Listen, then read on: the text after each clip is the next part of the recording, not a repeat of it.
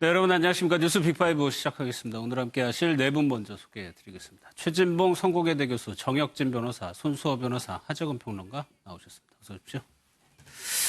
오늘 수석보좌관 회의에서요, 문재인 대통령이 또다시 일본에 관한 언급을 했습니다. 직접 보겠습니다.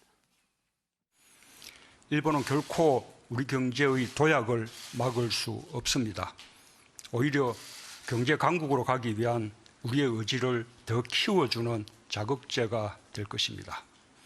남북 간의 경제 협력으로 평화 경제가 실현된다면 우리는 단숨에 일본의 우위를 따라잡을 수 있습니다. 일본 정부는 그간 아픈 과거를 딛고 호혜 협력적 한일 관계를 발전시켜 온 양 국민에게 큰 상처를 주고 있습니다. 과거를 기억하지 않는 나라 일본이라는 비판도 일본 정부가 스스로 만들고 있습니다. 지난주 금요일이었죠. 긴급 국무회의에 이어서 오늘 수석보좌관 회의에서도 일본에 대한 강경한 메시지를 이어갔습니다. 그렇습니다. 과거를 기억하지 않고 그 과거를 기억하지 않는 것 때문에 국제적 비판을 받고 있는 일본. 이 일본의 이 비판의 내용은 결국 본인들이 자초한 일이다 이런 얘기를 하고 있는 거죠. 그리고 이제 눈에 띄는 것 중에 하나가 우리가 싱크에서 들었습니다만 일본은 결코 우리 경제의 도약을 막을 수 없다 이 얘기예요. 이 얘기는 결국 청와대가 현재 상황을 어떻게 보고 있냐를 보여주는 하나의 증거라고 보여지거든요. 그 말은 일본이 지금 우리에게 보복을 하고 있는 것이 단순히 물론 징용 피해 보상 문제, 그 문제와 관련된 대법원 판결과도 연관돼 있지만 큰 틀에서 우리 경제가 일본 경제를 턱 밑까지 추격하고 있는 이 상황을 그냥 내버려두지 않겠다고 하는 경제적인 어떤 위기감에서 오는 하나의 반응이다 이렇게 보고 있다고 보여지고 또 하나는 한일 관계에 있어서 과거의 징용 피해자 문제도 그렇고 위안부 문제도 그렇고 독도 문제도 그렇고 끊임없이 우리에게 수세적 위치에 몰려있던 일본이 그 수세적 패러다임을 좀 바꿔보려는 의도를 가지고서 공세적으로 나오고 있는 게 아닌가라고 하는 것이 청와대의 분석이라고 저는 보여지고 그런 차원에서 본다고 하면 우리는 단호하게 대응할 부분은 역사 문제는 우리는 단호하게 대응해야 될 부분이지 않겠습니까? 그래서 아까 대통령 말씀하셨지만 과거를 기억하지 않는 나라라고 하는 이미지를 탈피해야 된다고 하는 강한 메시지를 던지면서도 경제적으로 우리를 공격하는 것에 대해서는 우리는 슬기롭게 대처해서 일본의 이런 어떤 만행에 가까운 도발을 우리가 이겨내겠다고 하는 의지를 표현하는 그런 메시지였다고 생각이 듭니다. 그러면서 남북관계 얘기를 했어요. 남북관계가 개선이 돼가지고 평화 경제체제가 확립이 되면 일본의 우위한 거를 단숨에 넘을 수 있다. 네네.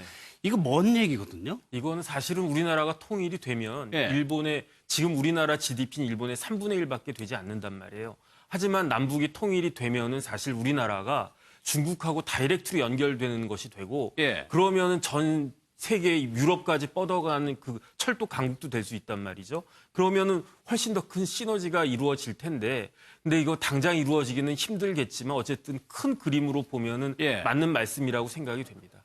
이게 장기전을 염두에 두고 있는 건 아닌가라는 좀 생각이 들 정도예요. 지금 북한에서는 지금 미사일을 계속 쏘고 있는 상황에서 남북 평화 경제 체제가 지금 얼마나 피부에 와닿겠어요? 왜 그러냐면 저는 이렇게 생각해요. 지금 말씀하신 미사일 발사나 아니면 북한의 이런 도발의 행위들 때문에 우리나라에서 비핵화 문제나 한반도 평화 프로세스에 대한 어떤 의문점도 들고 야당은 공격의 빌미로 삼고 있는 거잖아요. 그런데 우리 정부는 큰 틀에서 그 부분을 유지해 가겠다고 하는 의지를 표현했다고 봐요. 그게 결국은 우리에게 도움이 된다. 그러니까 장기적 관점이긴 하지만 남북 통일이라고 하는 큰 틀이 결국 이런 일본의 공격이나 경제적 문제에도 이익을 주는 요소라고 하는 부분을 강조하면서 비핵화나 한반도 평화 프로세스는 결코 포기할 수 없는 우리의 어떤 반드시 해야 되는 일이다라고 하는 부분을 강조하기 위해서 일본 경제 제재 문제하고 이 남북한의 관계 문제를 연결해서 말씀하신 게 아닌가 이런 생각이 들어요. 북한에 대한 메시지도 의미가 담겨 있다는 얘기네요. 그리고 미국이 지금 현재 잘 아시는 것처럼 북미 간의 대화에 대해서 끈을 놓지 않고 있어요. 북한이 이렇게 미사일 발사하는데도 미국은 전혀 거기에 대해서 크게 반응을 보이지 않고 있잖아요. 그러면 우리 정부가 함께 여기에 동참을 해서 지금 이런 위기상 북한이 본인들의 필요에 의해서 저런 나쁜 행동을 하고 있지만 그럼에도 불구하고 우리는 한반도 평화 프로세스라고 하는 부분들을 차근차근 추진해 가야 된다. 그것이 큰 틀에서 우리나라에 큰 도움이 되는 부분이다. 라는 부분을 강조하면서 전체적으로 이제 부정적 여론이 일고 있는 비핵화 문제나 북한의 도발에 대한 어떤 부정적 여론에 대한 입장을 정리한 게 아닌가 이렇게 보여집니다. 알겠습니다. 태국에서 한미일 외교부 장관이 만나서 얘기를 했습니다. 그런데 우리 쪽에서 나오는 얘기하고 일본에서 나오는 얘기가 정반대 얘기가 나오고 있습니다. 일단 좀 영상부터 보겠습니다. 양국 간 대화가 필요함을 강조하는 한편 미국도 이에 도움이 될 수 있도록 할 수 있는 역할을 해나갈 것임을 밝혔습니다. ASEAN と同じ、措置ですから今まで全く何の問題も起きてませんのでそこは皆さんよくご理解をしていただいてアメリカ側の理解はもちろん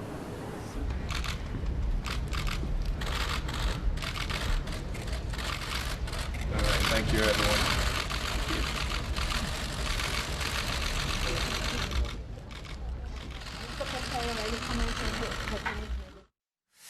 이 회담과 관련해서 이제 NHK에서 나오는 얘기들을 보면 손수업에서 일단 지소미아 관련해가지고 우리 쪽에서 발표한 내용은 폼페이오 장관이 대답을 하지 않았다였어요. 그런데 NHK에서는 갱신을 요구하겠다는 생각이었다. 완전 다르거든요. 그렇습니다. 물론 이 3국의 장관들이 만나서 구체적으로 어떤 이야기를 했는지를 외부에서 정확히 다 알기는 어렵습니다. 예. 따라서 특정한 부분에 집중을 해서 보도를 하게 된다면 그 언론 매체마다 보도하는 내용이 다 다를 수는 있는 거예요. 그런데 그렇다 하더라도 어떤 부분에 대한 이야기를 했다, 안 했다, 또는 어떤 사안에 대해서 이해를 했다, 아니면 의문을 표기했다. 예. 이런 것들은 상당히 충돌한 내용이기 때문에 한쪽의 보도가 맞고 한쪽의 보도가 사실이 아닐 가능성도 있기 때문에 그 부분이 우려가 되는 것인데요. 특히 지소미아 관련해서는 정부 여당도 그렇고 지금 우리 외무부에서도 신중하게 검토하겠다라는 그런 의견들이 나오고 있습니다. 예. 그리고 여기에 대해서 미국, 특히 미국의 입장이 무엇인지도 굉장히 중요한 상황이거든요. 여기에 따라서 우리나라가 이 지소미아 갱신 여부에 대한 입장을 전략을 수정할 수도 있기 때문에 굉장히 중요한 예. 사안인데 이에 대한 그 미국 장관의 발언 등등은 더군다나 더욱더 중요할 것입니다. 그리고 또 이 NHK의 보도 내용 중에 또 굉장히 중요한 게 있어요. 폼페이오 장관이 일본의 입장을 잘 알고 있다. 특히 그 수출 규제와 관련한 일본의 입장을 잘 알고 있다며 이해를 표시했다라고 예. 하는데요. 이건 역시 NHK가 자국의 이익을 어느 정도 감안한 그런 주관적인 해석이 들어간 보도로 이해할 수 있을 겁니다. 특히 이해를 표시했다라고 하는 부분은 해석이 좀 담긴 것 같거든요. 반면 또 우리 외교부 입장에서는 미국이 이제 중간에서 이제 일종의 중재 역할을 할 것으로 기대를 하는 입장입니다. 네. 양쪽의 어떤 그 입장과 기대가 다르기 때문에 어떤 그 입장 표명도 객관적인 보도도 결국은 주관적인 요소의 가미에 따라서 네. 해석이 달라질 수 있는 그런 상황인 것 같습니다. 아니 근데 이 해석이 아니고 이 사실관계가 완전히 다른 건데 그 중재 부분에 대해서도 하정우 평론가님, 강경화 장관은 미국이 역할을 다 하겠다라고 얘기를 했어요. 예. 고노 외무상은 뭐라고 했냐면 스스로 해결하라고 폼페이오 장관이 얘기했다는 거예요. 예, 그러니까 지금 한국하고 일본이 미국을 쳐다보면서 예. 뭔가 미국이 어떤 의중인가를 굉장히 촉각을 곤두세우고 미국이 우리 편을 들어줬으면 하는 마음이 너무 간절하다 보니까 양식이다. 예, 혹시 미국이 그냥 예를 들어서 만나서 사람이 얘기를 할 때는 이 무언의 어떤 표정이라든가 제스처라든가 이런 것도 굉장히 중요한 의미로 해석이 되고 예. 저쪽에서 그래 뭐 당신 입장 이해한다라고 하면서 이렇게 고개 끄덕끄덕하면 그쪽에서는 의례적으로 했을 뿐인데 이쪽에서는 이 사람이 우리 수긍하는구나. 말을 들어주나 보다 이렇게 예. 해석을 할 수도 있는 것이고 그러니까 너무 혹시 그러니까 사실관계는 알 수 없지만 일본과 한국 모두 워낙 좀 간절하고 의욕이 앞선 나머지 예. 미국이 좀 의례적으로 하는 말조차도 좀 우리 좀 유리한 쪽으로 해석하고 있는 것은 아닌가. 그러니까 처음부터 그런 얘기도 나왔거든요.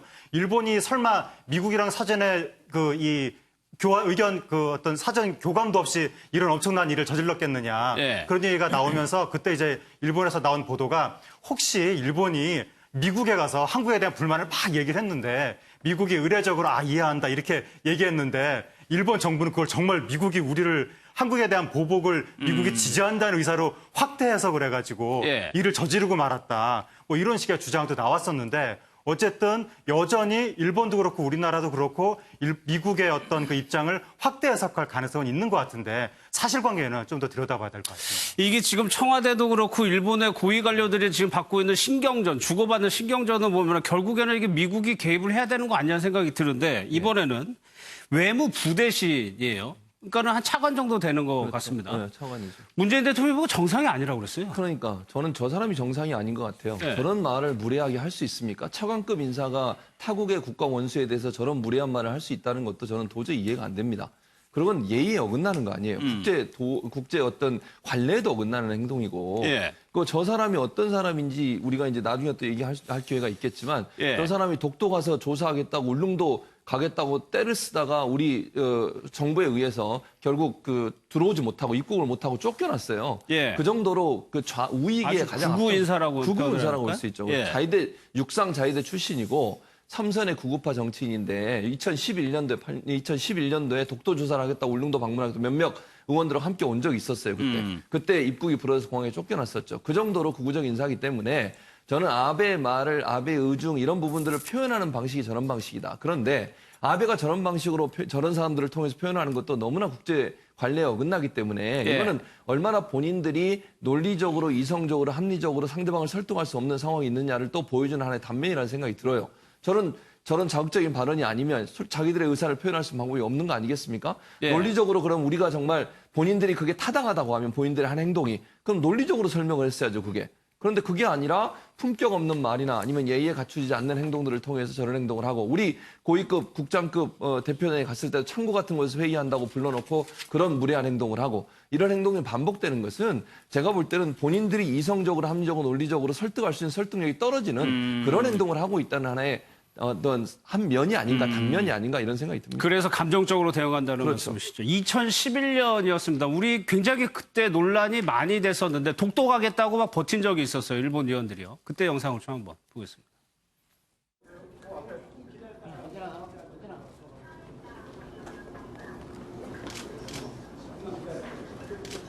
すいません、共同通信ですが、一言ここでお願いできますか。竹島は日本の領土です、しかし、日本と韓国の主張が食い違っています、だから話し合いをする必要があると、このように思っています。はい、わかりました。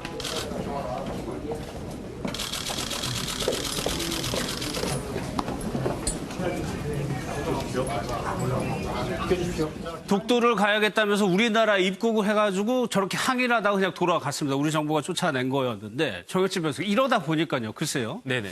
이게 자연스러운 현상일 수인 건가요? 청와대 참모들이 이제 또 전면으로 들고 일어섰거든요. 그러니까 이제 일본에서 지금 뭐 그 외무부 대신이지 않습니까? 외무부 대신이면 우리로 치면 외무부 차관인데 그런데 이 사람이 정통 외교관은 아니란 말이에요. 예. 다시 말해서 이 사람은 방위대 출신이니까 우리로 치면 사관학교 출신이고요. 그다음에 오랫동안 육상 자위대에서 대령까지 하고 나와가지고 정치인이 딱 된 건데 이런 사람이 이런 식으로 이야기를 갖다 하니까 우리나라 청와대에서도 윤두환 수석이 차관급 인사가 어떻게 상대국 정상을 향해서 이렇게 무도한 막말을 갖다가 하느냐. 그다음에 이제 정무비서관도 우리나라가 더 이상 지지 않을 것이다. 그다음 고민정 대변인도 마찬가지로 아베 무역 보복의 부당함을 공감한 나라가 많아지고 있다 이렇게 이야기를 하고 있는데 결국은 우리나라에서도 이러한 그 외무 부대신이나 아니면 좀 이따 이야기가 나올 수 있겠지만은 경제 산업상도 지금 막말을 하고 있단 말이에요. 이런 그 막말에 대해서 적극적으로 대응할 필요가 있다라고 생각이 대응할 필요가 있다. 그러니까 지금 상황을 보면 일본에서 뭔가 도발을 합니다. 그럼 우리 쪽에서 거의 맞대응을 해요. 그렇죠. 거기서 또 도발을 해오고요. 또 맞대응을 해요. 그럼 결과는 어떻게 되는 거예요? 그러니까 그 맞대응이라고 하는 것이 저는 우리는 이성적으로 맞대응하면서도 거기에 맞는 걸맞는 맞대응을 해야죠. 그러면서 밑으로는 계속 협상하겠다는 의지를 보여주고 있어요. 오늘 대통령의 얘기도 그렇고 지난번 담화에서도 화이트리스트에서 우리나라가 빠지는 날 담화도 그런 얘기 아니겠어요? 우리는 계속 협상을 하겠다. 대화 의지가 있다. 대화의 장으로 나와라. 이 얘기는 우리가 계속 견제하고 있는 입장이에요. 근데 만약에 생각해 보세요. 일본에서 뭔가 도발을 하는데 우리가 가만히 있어 보세요. 그 도발을 가만두고. 그러면 우리 국민들은 어떻게 생각하겠습니까? 우리 정부를.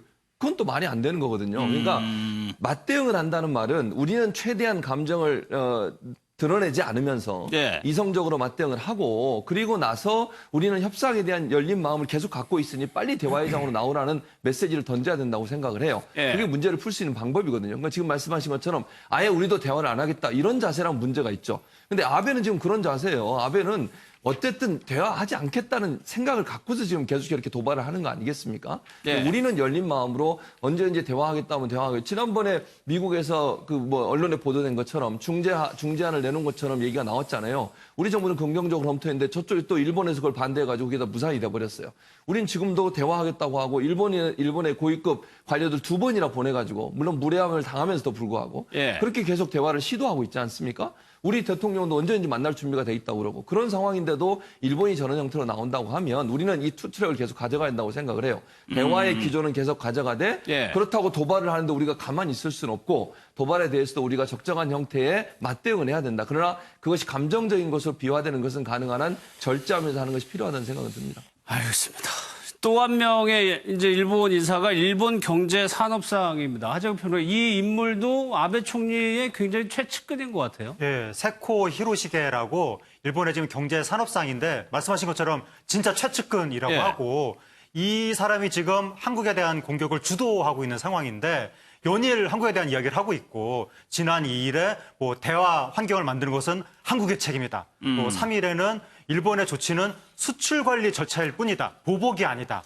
또 어제는 일본이 한국을 백색 국가에서 제외한 것은 정당하다. 이런 식으로 연일 거의 말하자면 이제 시쳇말로 총대를 매는 상황이라서 예. 상당히 아베 정부에서 앞으로 더 중용되지 않겠느냐 그런 이야기가 나오는데 이 인물이 2005년부터 자민당 선거에서 전략이라든가 홍보를 담당하고 있는 인물이고 예. 원래 일본의 민간 통신사에서 근무하다가 일종의 뭐 스카우트 개념으로 이제 간 건데 홍보 담당자인 것 같습니다. 굉장히 전략에 능하고 그래서 아베 정권을 위해서 여론을 조작한다는 비판이 자국 내에서도 나오고 있는 인물인데 별명이 괴벨스라고 하니까 아베의 예. 괴벨스. 그러니까 괴벨스가 과거에 나치 정권에서 그 여론 조작하고 홍보하고 이랬던 그렇죠. 그런 일을 맡았던 인물인데 별명이 그 괴벨스에 갖다 붙여질 정도라고 하면 선전선동에 관한하는 정말 엄청난 능력이 있는 것 같고 예. 또 괴벨스의 특징이 홍보 선동을 할 수만 있다면 약간 윤리적인 선을 넘나드는 그런 측면이 있는 건데 예를 들어서 괴벨스가 한 말이 거짓말도 자꾸 하면 결국 대중이 믿게 된다 이런 말을 했는데 지금 일본의 지도층 인사들을 보면 거짓 주장을 계속 하고 있거든요. 예. 이런 게 결국 괴벨스의 가치관을 지금 습득해서 하고 있는 것은 아닌가. 그리고 괴벨스 같은 사람들 나치가 결국 유대인을 희생양으로 막 공격을 해서 독일의 여론을 결집하고 이렇게 했던 것인데 결국 이 한반도라든가 한국계를 희생양으로 공격을 해가지고 예. 일본의 보수 여론을 결집하려고 하는 그런 괴벨스의 전략을 지금 일본 지도부가 답습하고 있는 것은 아닌지 뭐 그런 의혹이 듭니다. 알겠습니다. 야당이 좀 한번 반응을 볼까요? 야당에서는 계속적으로 글쎄요 그런 부분을 문제 삼는 것 같아요. 정혁진 변호사님. 네네. 왜 이렇게 국민 감정을 왜 이렇게 자극시키냐? 네네. 침착하게 대응할 수는 없느냐 이런 의미일까요?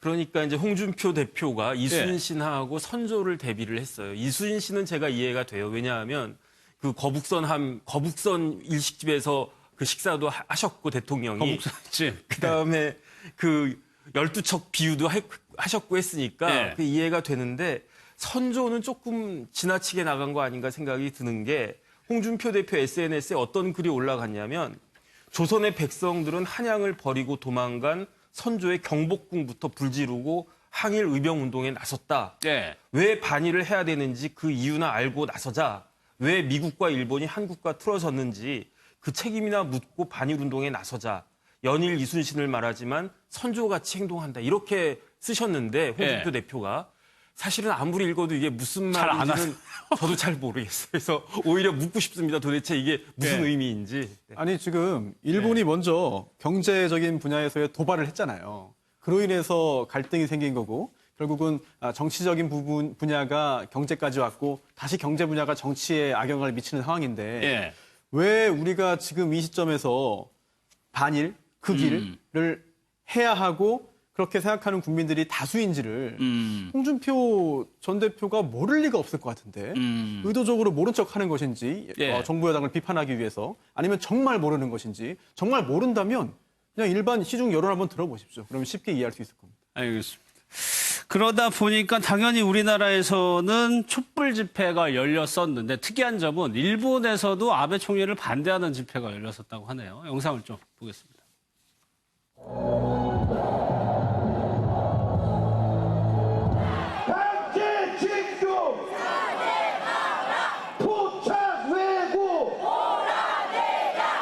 단결된 힘으로 일본 군국주의와 분쇄하자. 安倍を倒すぞでやりましょうか。安倍を倒すぞ。安倍を倒すぞ。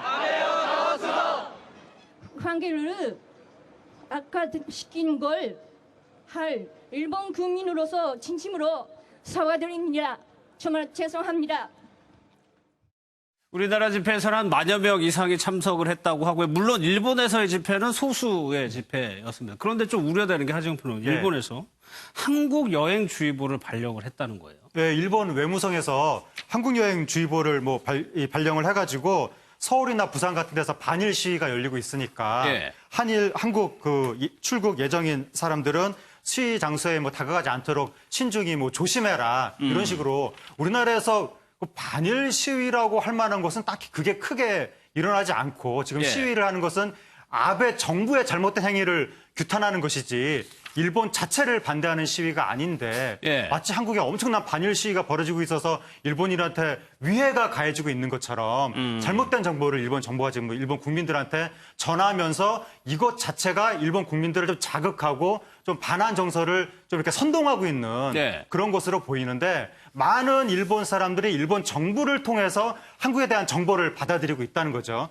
그래서 결국 일본 정부가 이런 식으로 이제 발표를 하게 되면 더 많은 사람들이 일본에서 이제 악영향을 받을 가능성이 있어서 그게 우려가 되는 건데 이럴수록 그러니까 우리나라 국민들은 아베 정부라든가 일본 우익에 대해서는 당연히 경계심을 가져야 되겠지만 일반 일본인들에 대해서는 우리나라로 건너온 분들에 대해서는 친절하게 대해주고 얼마 전에 한 일본인이 한국에 여행 갔다가 정부에서 하는 말과는 달리 너무나 한국인들이 친절하게 대해줘서 감동받았다라고 인터넷에 글을 올려서 그게 화제가 되기도 했었는데 일본 국민들 한 명 한 명은 굉장히 우리와 설린 이웃일 수 있다는 거 명심을 해야 되고 지금 도쿄에서도 아베 정권 타도 이런 거 일본인들이 시위를 하고 일본의 우익 세력이 과거에 기시 노부스케 60년대 70년대 이때부터 이제 헌법을 개정해서 재무장을 하려고 했지만 그걸 가로막고 있는 게 일본 시민 세력이 가로막고 있는 거거든요. 그러니까 그런 시민 세력이 엄연히 일본에 있는 것이니까